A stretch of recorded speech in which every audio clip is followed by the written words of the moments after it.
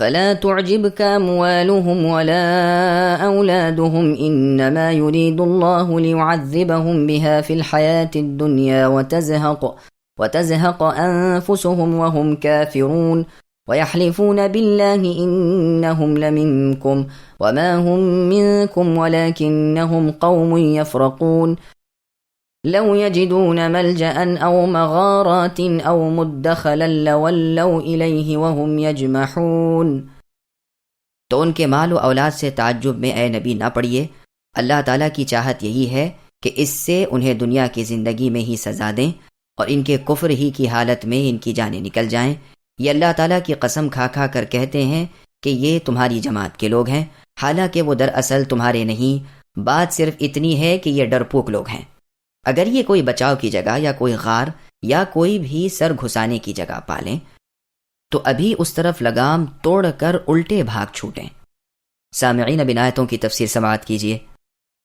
دنیا داروں کو حسرت بھری نظروں سے نہ دیکھو، ان کے مال و اولاد کو للچائی ہوئی نگاہوں سے نہ دیکھو، ان کی دنیا کی اس ہیرا پھیری کی کوئی حقیقت نہ گنو، یہ ان کے حق میں کوئی بھلی چیز نہیں، یہ تو ان کے لیے دنیاوی سزا بھی ہے کہ نہ اس میں سے زکوٰۃ نکلے نہ اللہ کے نام خیرات ہو۔ قتادہ رحمہ اللہ کہتے ہیں یہاں مطلب مقدم مؤخر ہے، یعنی اے نبی آپ کو ان کے مال و اولاد اچھے نہ لگنے چاہیے، اللہ کا ارادہ اس سے انہیں اس حیات دنیا میں ہی سزا دینے کا ہے۔ پہلا قول حسن بصری رحمہ اللہ کا ہے، وہی اچھا اور قوی ہے۔ امام ابن جریر رحمہ اللہ بھی اسی کو پسند فرماتے ہیں۔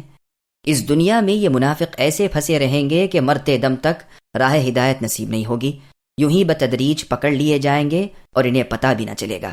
یہی حشمت و وجاہت، مال و دولت جہنم کی آگ بن جائے گا۔ منافقین کی غیر مستقل مزاجی اور ان کی جھوٹی قسمیں، ان کی تھڑ دلی، ان کی غیر مستقل مزاجی، ان کی سراسیمگی اور پریشانی، گھبراہٹ اور بے اطمینانی کا یہ حال ہے کہ تمہارے پاس اے مسلمانوں آ کر تمہارے دل میں گھر کرنے کے لیے اور تمہارے ہاتھوں سے بچنے کے لیے بڑی لمبی چوڑی زبردست قسمیں کھاتے ہیں کہ واللہ ہم تمہارے ہیں، ہم مسلمان ہیں، حالانکہ حقیقت اس کے برخلاف ہے۔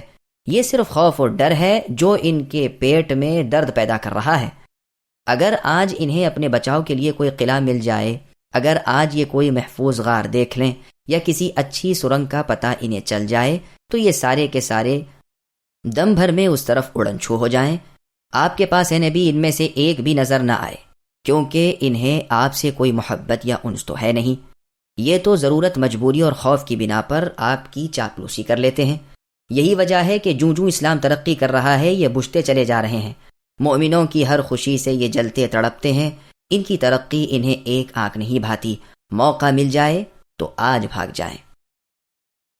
ومنهم من يلمزك في الصدقات فإن أعطوا منها رضوا وإن لم يعطوا منها إذا هم يسخطون ولو أنهم رضوا ما آتاهم الله ورسوله وقالوا حسبنا الله سيؤتينا الله من فضله ورسوله إنا إلى الله راغبون۔ ان میں وہ بھی ہیں جو خیراتی مال کی تقسیم کے بارے میں آپ پر اے نبی عیب رکھتے ہیں، اگر انہیں اس میں سے مل جائے تو خوش ہیں، اور اگر اس میں سے نہ ملے تو فوراً ہی بگڑ کھڑے ہوئے۔ اگر یہ لوگ اللہ اور رسول کے دیے ہوئے پر خوش رہتے اور کہہ دیتے کہ اللہ تعالیٰ ہمیں کافی ہیں، اللہ تعالیٰ ہمیں اپنے فضل سے دے دیں گے اور اللہ کا رسول بھی، ہم تو اللہ تعالیٰ کی ذات سے ہی توقع رکھنے والے ہیں۔ سامعین، اب ان آیتوں کی تفسیر سماعت کیجیے۔ منافق مطلب پرست اور مال و دولت کے حریص ہیں۔ بعض منافق رسول اللہ صلی اللہ علیہ وسلم پر تہمت لگاتے کہ آپ مال زکوٰۃ صحیح تقسیم نہیں کرتے وغیرہ، اور اس سے ان کا ارادہ سوائے اپنے نفع کے حصول کے اور کچھ نہ تھا۔ انہیں کچھ مل جائے تو راضی ہیں، اور یہ رہ جائیں تو بس ان کے نتھنے پھولے ہوئے ہیں۔ تفسیر طبری کی ایک روایت میں ہے کہ ایک نو مسلم صحرائی رسول صلی اللہ علیہ وسلم کو سونا چاندی بانٹتے ہوئے دیکھ کر کہنے لگا کہ اگر اللہ تعالیٰ نے آپ کو عدل کا حکم دیا ہے تو آپ عدل نہیں کرتے۔ رسول اللہ نے فرمایا تو تباہ ہو، اگر میں بھی عادل نہیں تو زمین پر کون عادل ہوگا؟ پھر رسول اللہ نے فرمایا اس سے اور اس جیسوں سے بچو، میری امت میں اس جیسے لوگ ہوں گے، قرآن پڑھیں گے لیکن حلق میں نیچے نہیں اترے گا، وہ جب نکلیں انہیں قتل کر ڈالو، پھر نکلیں پھر مار ڈالو، پھر جب ظاہر ہوں پھر گردنیں مارو، رسول اللہ فرماتے ہیں اللہ کی قسم نہ میں تمہیں دوں نہ تم سے روکوں، میں تو ایک خازن ہوں۔ جنگ حنین کے مال غنیمت کی تقسیم کے وقت ذوالخویسرہ حرقوس نامی ایک شخص نے رسول اللہ صلی اللہ علیہ وسلم پر اعتراض کیا تھا اور کہا تھا کہ تم عدل نہیں کرتے، انصاف سے کام کرو۔ رسول اللہ صلی اللہ علیہ وسلم نے فرمایا اگر میں بھی عدل نہ کروں تو پھر تیری بربادی کہیں نہیں جا سکتی۔ جب اس نے پیٹھ پھیری تو رسول اللہ نے فرمایا اس کی نسل سے ایک قوم نکلے گی جن کی نمازوں کے مقابلے میں تمہاری اے صحابہ نمازیں تمہیں حقیر معلوم ہوں گی، اور ان کے روزوں کے مقابلے میں تم میں سے ایک کو اپنے روزے حقیر معلوم ہوں گے، لیکن وہ دین سے ایسے نکل جائیں گے جیسے تیر شکار سے۔ تمہیں جہاں بھی وہ مل جائیں ان کے قتل میں کمی نہ کرو، آسمان تلے ان مقتولوں سے بدتر مقتول اور کوئی نہیں۔ یہ روایت صحیح بخاری، نیز صحیح مسلم اور مسند احمد میں ہے۔ پھر آگے اللہ تعالیٰ ارشاد فرماتے ہیں کہ ان منافقوں کو رسول کے ہاتھوں جو کچھ بھی اللہ تعالیٰ نے دلوا دیا تھا، اگر یہ اس پر قناعت کرتے، صبر و شکر کرتے اور کہتے کہ اللہ تعالیٰ ہمیں کافی ہیں، وہ اپنے فضل سے اپنے رسول کے ہاتھوں ہمیں اور بھی دلوائیں گے، ہماری امیدیں ذات الہی سے وابستہ ہیں، تو یہ ان منافقوں کے حق میں بہتر تھا۔ بس اس میں اللہ تعالیٰ کی تعلیم ہے کہ اللہ تعالیٰ جو دیں اس پر انسان کو صبر و شکر چاہیے، توکل ذات واحد پر رکھے، اللہ ہی کو کافی وافی سمجھے، رغبت اور توجہ اور لالچ اور امید اور توقع اللہ ہی کی ذات کے ساتھ ہو، رسول اللہ صلی اللہ علیہ وسلم کی اطاعت میں سر منہ فرق نہ کرے، اور اللہ تعالیٰ سے توفیق طلب کرے کہ جو احکام ہوں انہیں بجا لائے، اور جو منع کام ہوں انہیں چھوڑ دینے، اور جو خبریں ہوں انہیں مان لینے اور صحیح اطاعت کرنے کی وہ رہبری فرمائے۔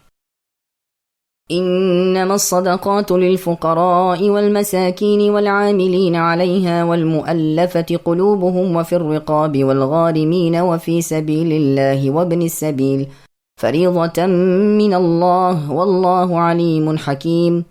بے شک صدقے صرف فقیروں کے لیے ہیں اور مسکینوں کے لیے اور ان کے وصول کرنے والوں کے لیے اور ان کے لیے جن کے دل پرچائے جاتے ہوں، اور گردن چھڑانے میں اور قرض داروں کے لیے اور اللہ کی راہ میں اور راہ رو مسافروں کے لیے فرض ہے اللہ تعالیٰ کی طرف سے، اور اللہ تعالیٰ علم و حکمت والے ہیں۔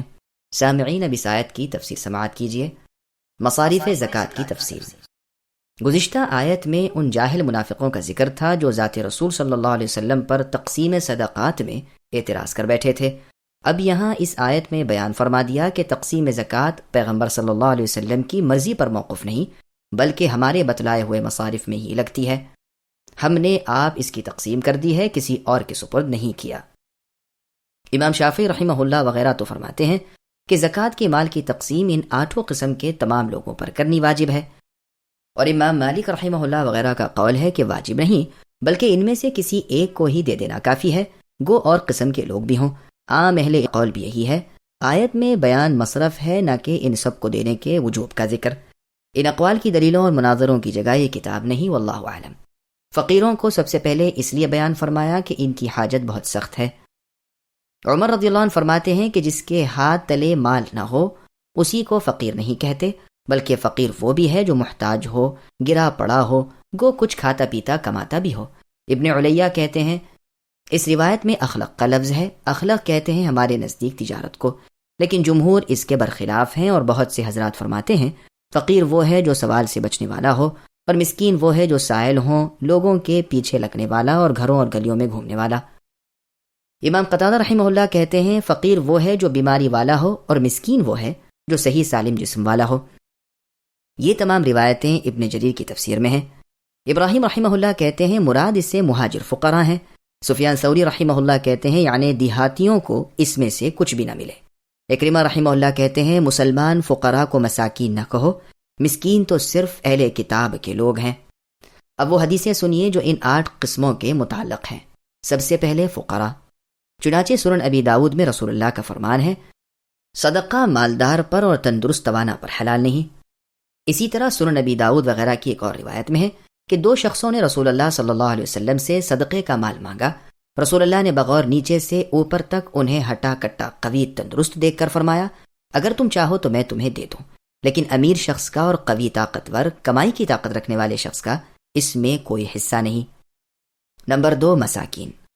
رسول اللہ صلی اللہ علیہ وسلم فرماتے ہیں جیسا کہ بخاری اور مسلم میں ہے کہ مسکین یہی گھوم گھوم کر 1 لقمہ 2 لقمے 1 کھجور 2 کھجور لے کر ٹل جانے والا ہی نہیں، لوگوں نے دریافت کیا اللہ کے رسول پھر مساکین کون لوگ ہیں؟ رسول اللہ نے فرمایا جو بے پرواہی کے برابر نہ پائے، نہ اپنی ایسی حالت رکھے کہ کوئی دیکھ کر پہچان لے اور کچھ دے دے، نہ کسی سے خود کوئی سوال کرے۔ نمبر 3، صدقہ وصول کرنے والے یہ تحصیلدار ہیں، انہیں اجرت اسی زکوٰۃ کے مال سے ملے گی۔ رسول اللہ صلی اللہ علیہ وسلم کے قرابت دار یعنی آپ کے رشتہ دار جن پر صدقہ حرام ہے اس عہدے پر نہیں آ سکتے۔ چنانچہ مسلم اور سنن ابی داود وغیرہ میں ہے کہ عبد المطلب ابن ربیعہ ابن حارث اور فضل ابن العباس رضی اللہ عنہما رسول اللہ صلی اللہ علیہ وسلم کے پاس یہ درخواست لے کر گئے کہ ہمیں صدقہ جمع کرنے کا عامل بنا دیجیے۔ رسول اللہ نے جواب دیا کہ محمد اور آل محمد پر صدقہ حرام ہے، یہ تو لوگوں کے میل کچیل ہیں۔ نمبر 4، جن کے دل پرچائے جاتے ہیں، ان کی کئی قسمیں ہیں۔ بعضوں کو تو اس لیے دیا جاتا ہے کہ وہ اسلام قبول کر لیں، جیسے کہ صحیح مسلم اور سنن ترمذی میں ہے کہ رسول اللہ صلی اللہ علیہ وسلم نے صفوان ابن امیہ رضی اللہ عنہ کو غنیمت حنین کا مال دیا تھا، حالانکہ وہ اس وقت کفر کی حالت میں رسول اللہ کے ساتھ نکلے تھے۔ صحیح بخاری اور مسلم میں خود انہی صفوان ابن امیہ رضی اللہ عنہ کا بیان ہے کہ نبی صلی اللہ علیہ وسلم کی ذریعہ دلی اور فیاضی نے میرے دل میں رسول اللہ کی سب سے زیادہ محبت پیدا کر دی، حالانکہ پہلے سب سے بڑا دشمن آپ کا میں ہی تھا۔ بعضوں کو اس لیے دیا جاتا ہے کہ ان کا اسلام مضبوط ہو جائے اور ان کا دل اسلام پر لگ جائے، جیسا کہ بخاری اور مسلم وغیرہ میں ہے کہ رسول اللہ نے حنین والے دن مکے کے آزاد کردہ لوگوں کے سرداروں کو 100 اونٹ عطا فرمائے۔ اور بخاری اور مسلم نیز ابو داؤد میں رسول اللہ کا ارشاد ہے کہ میں ایک کو دیتا ہوں اور دوسرے کو جو اس سے زیادہ میرا محبوب ہے نہیں دیتا، اس لیے کہ ایسا نہ ہو کہ یہ اوندھے منہ جہنم میں گر پڑیں۔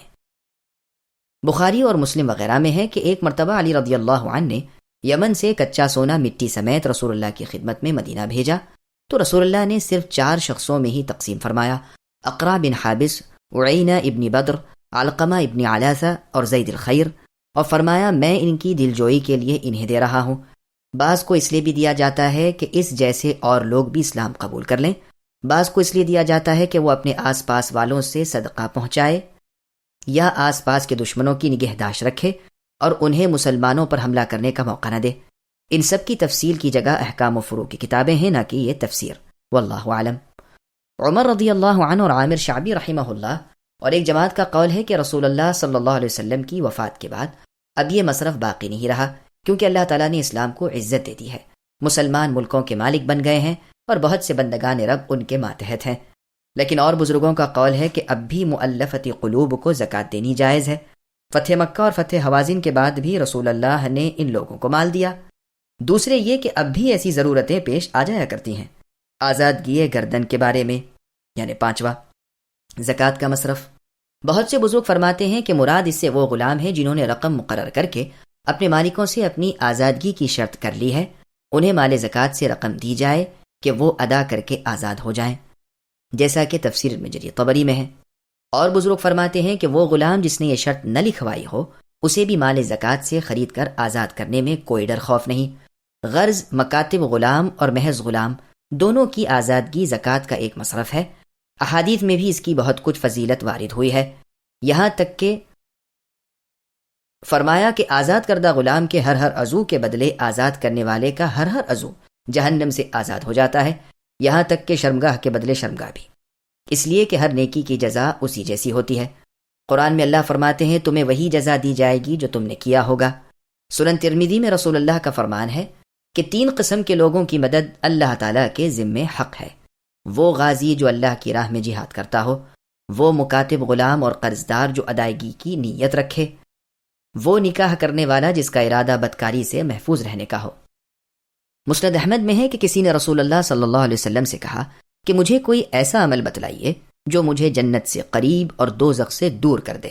رسول اللہ نے فرمایا نسمہ آزاد کرو اور گردن خلاصی کرو، یعنی کسی کی گردن آزاد کراؤ۔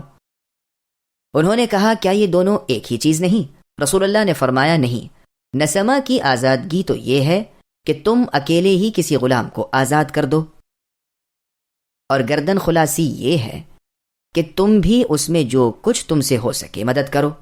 نمبر 6، قرضداران۔ قرضداران کی بھی کئی قسمیں ہیں۔ ایک شخص دوسرے کا بوجھ اپنے اوپر لے لے، کسی کے قرض کا آپ ضامن بن جائے، پھر اس کا مال اٹھ جائے یا وہ خود قرض دار بن جائے یا کسی نے برائی پر قرض اٹھایا ہو اور اب وہ توبہ کر لے، بس انہیں مال زکوٰۃ دیا جائے گا کہ یہ قرض ادا کر دیں۔